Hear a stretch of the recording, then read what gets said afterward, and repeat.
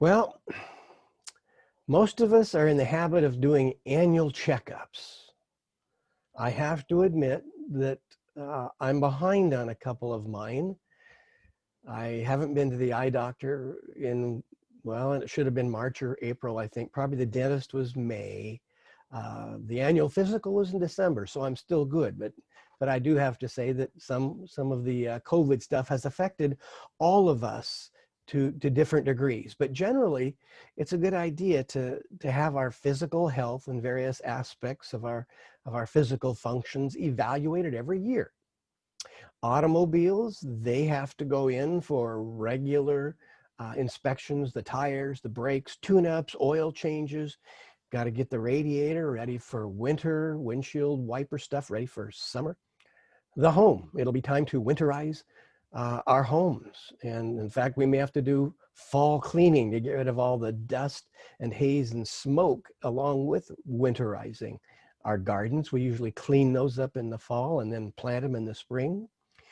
Financial status, there are quarterly filing requirements for many, and there are annual requirements for everybody. What about relationships? Do you do an annual checkup on relationships? Or has it ever occurred to you to even do that? What would go into such a checkup?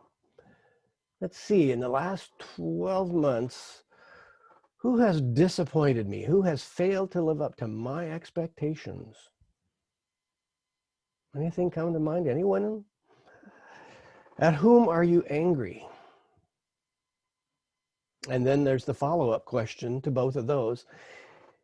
Is this a relationship I value?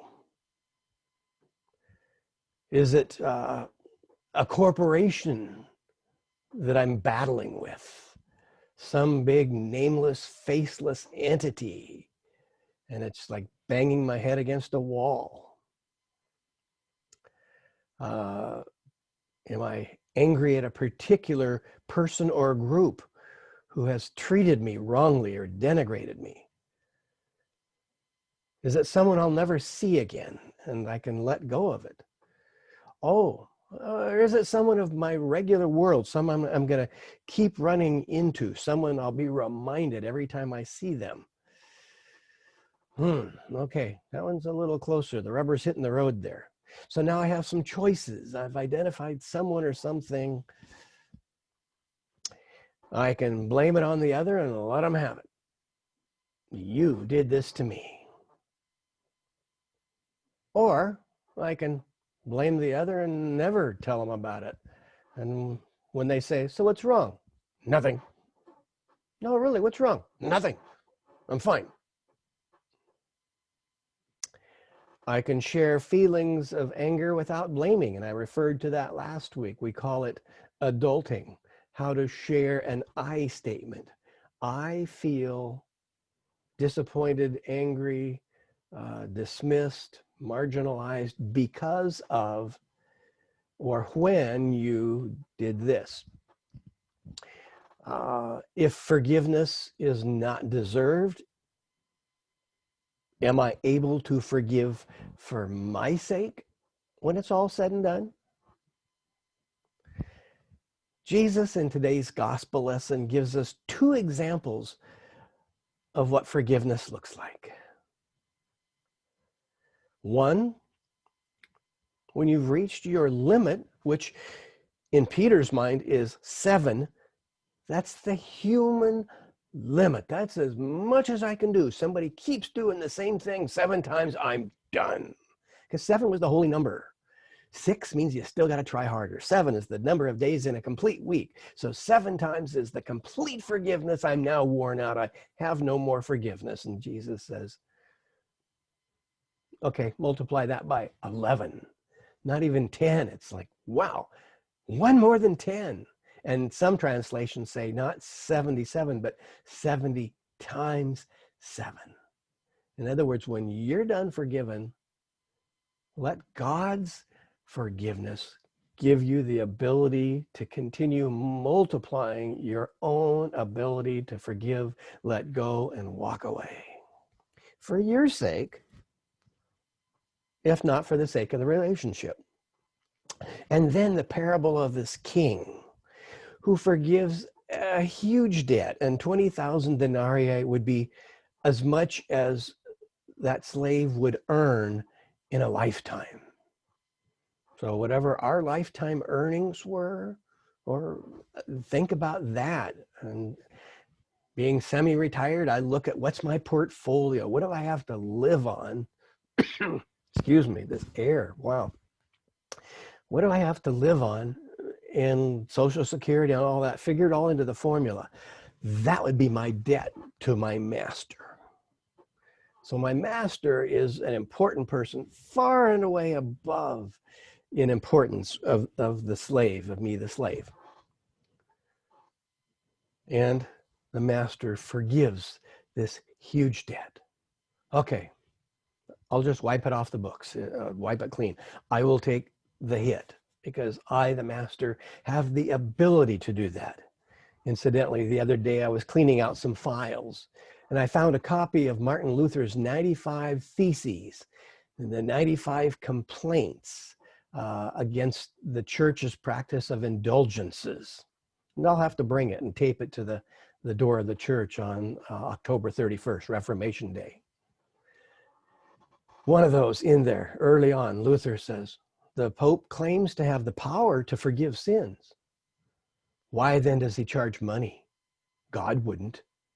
In story after story, does God not demonstrate that God freely forgives sins? So if the Pope in fact has power to forgive sins, he should give that power away, not sell it to manipulate people with fear. That's just wrong. And we as Lutherans would heartily agree with that. And stories like this overwhelmingly support that view of God and of those who would claim to be God's servants here on earth. Well, over against overwhelming forgiveness, which we would call grace, we then get the picture of fairness. So grace is primary, but fairness is secondary. If you can't have grace in a relationship, you at least want fairness. So what does fairness look like? Well, in this case, the servant who was forgiven went to another servant who owed him money, and he treated him fairly. You owe me money. I have the right to demand that.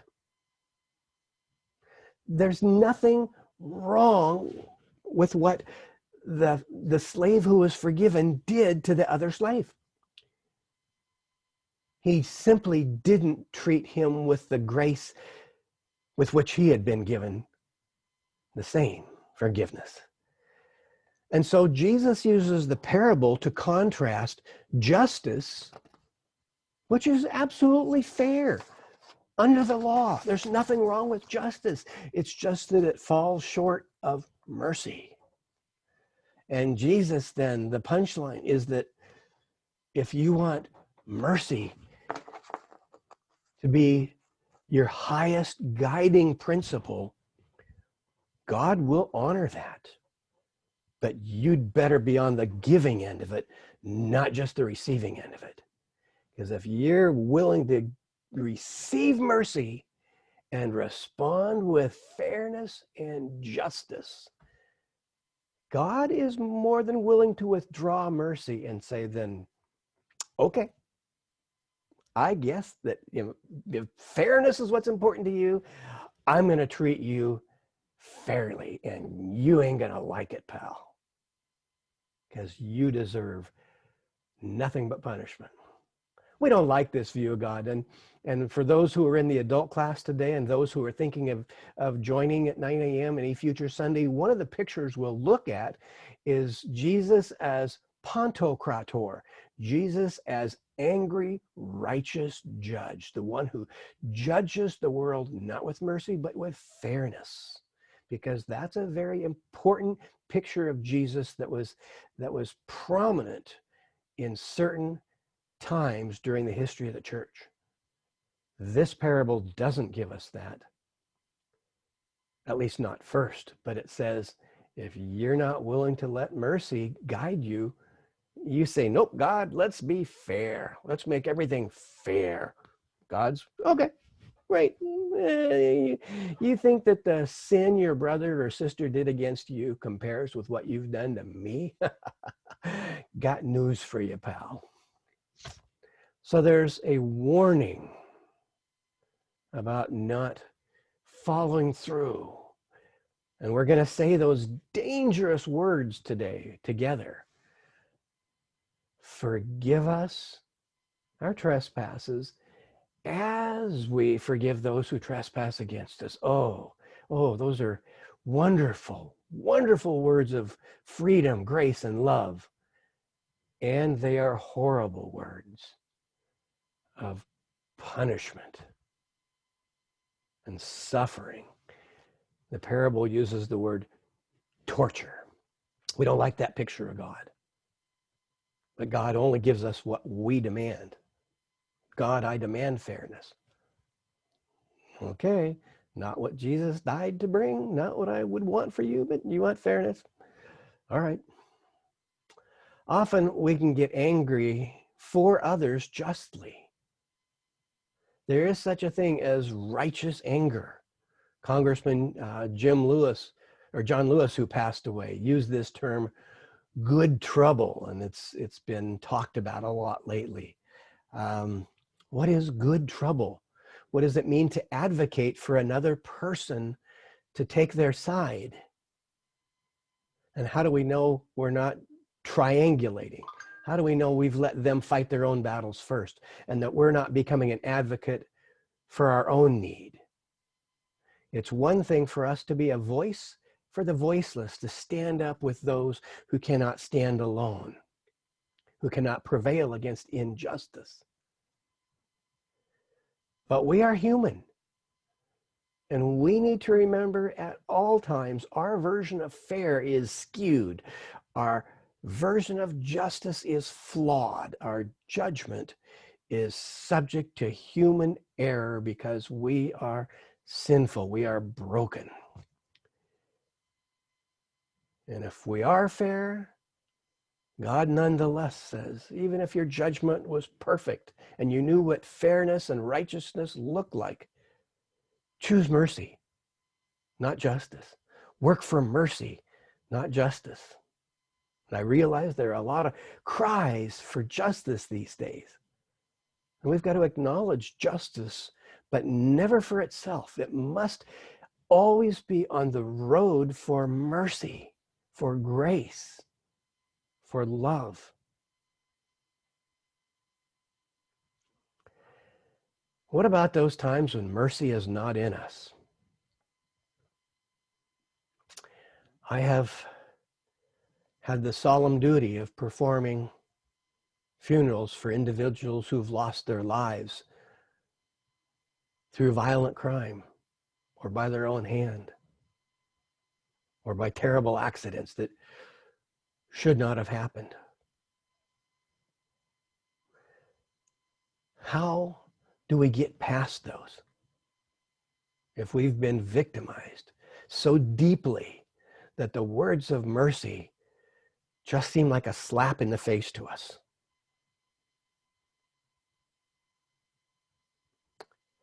We may pray that God will give us extraordinary ability to forgive, but we may find out that even by the end of our lives, we've still come up short. Should we then fear the king's judgment, as in the parable? No. Remember, God is God. God is not the king in the parable. That's simply a warning that when we have the ability to choose fairness or mercy, we should choose mercy.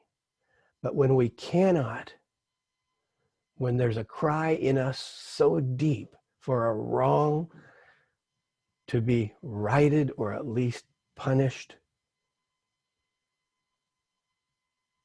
God will ultimately give us mercy, even if we are unable to pray for God's forgiveness for the other. God understands when people have been damaged so deep that sometimes one lifetime isn't enough time to heal.